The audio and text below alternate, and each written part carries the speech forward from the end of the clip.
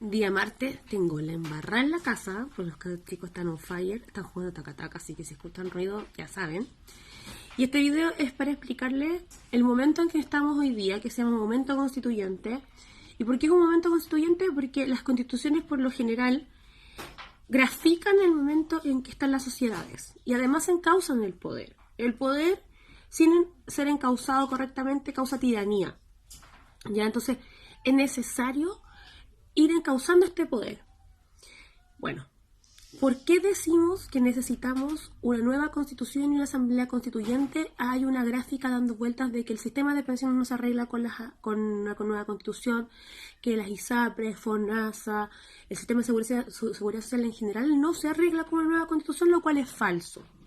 ¿Por qué? Porque cuando se quiso hacer la reforma al sistema de AFP, y en vez de hacer un sistema individual y hacerlo un sistema solidario, corría el riesgo de ser inconstitucional porque la misma constitución no permite tener sistemas solidarios. ¿Ya? Entonces, por eso podía ser llevado al TC y declararse inconstitucional.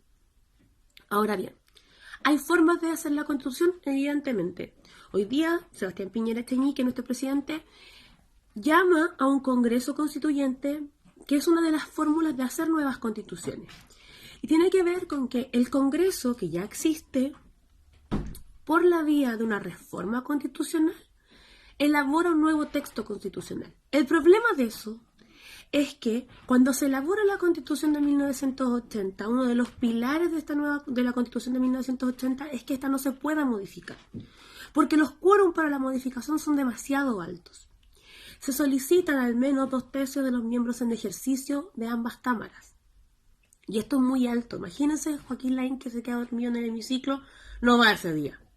No hay cómo reformar la Constitución.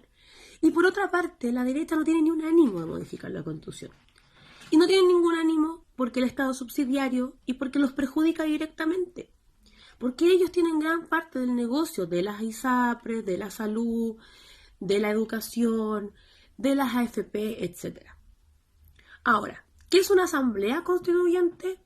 La asamblea constituyente es otra forma de crear una nueva constitución y de llevar este momento constituyente que hoy día estamos debatiendo.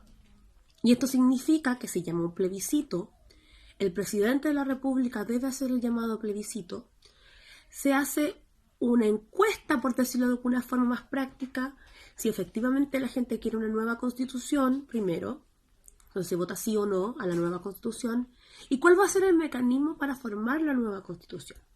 La asamblea constituyente significa que van a haber actores de toda la sociedad, de las regiones, de los pueblos originarios, de las mujeres también, las comunidades LGBTIQ, los académicos, el derecho, el mundo de las artes, los médicos, etcétera, etcétera, etcétera. Y por medio de esta elección se va a elegir a nuestros representantes, valga la redundancia. Esto es paralelo al Congreso, es distinto al Congreso porque esta gente, que son representantes de todo el pueblo, de toda la nación, van a redactar un nuevo texto constitucional que le va a dar respuesta a las necesidades del momento constituyente que hoy vivimos.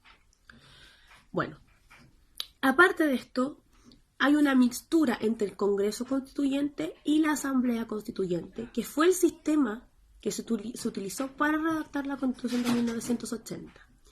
Esta mixtura se hace llamar Congreso Asamblea Constituyente y la llama el Poder Ejecutivo, y es una mezcla entre el Congreso y una Asamblea Constituyente llamada por el Ejecutivo.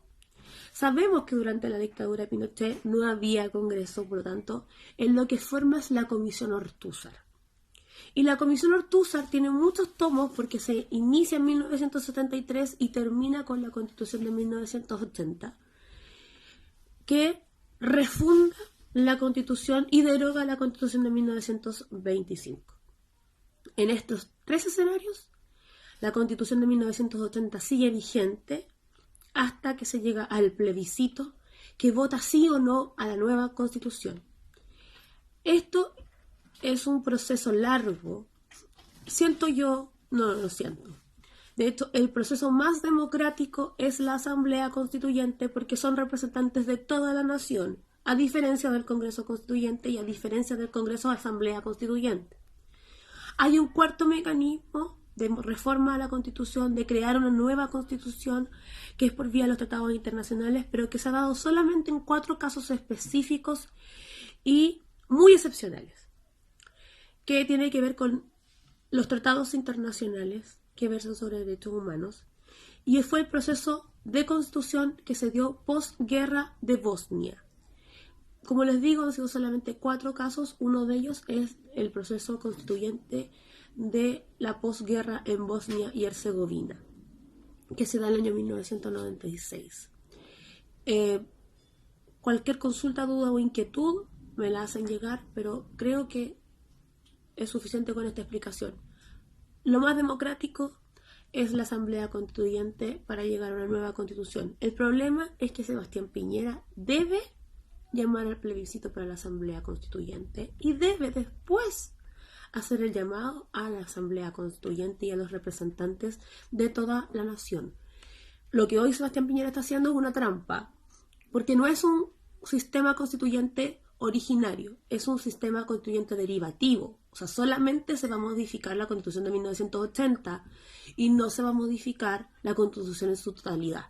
Eso, un abrazo.